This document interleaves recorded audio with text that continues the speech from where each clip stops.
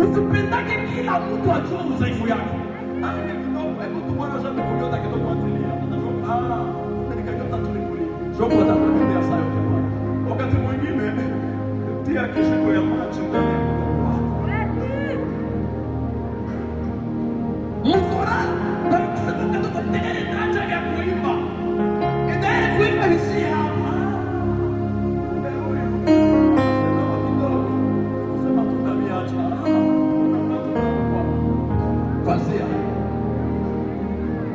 Usionyeshe udhaifu wako hata na usiliake mtu mwenye hawezi kusaidia kitu au hawezi kusaidia mawazo au atakuwe mama yako au baba yako, kama hawezi kusaidia nyamaza. Kama una baba wa kiroho mwambie atakusaidia, maana baba wa kiroho nimeongea anakuwa atasaidia baba wa Mungu kwa sababu anaweza kulinda kiroho na anakulinda kimwili. Na mtumiko hapa mwanabii wa baba kama anaweza kulinda kiroho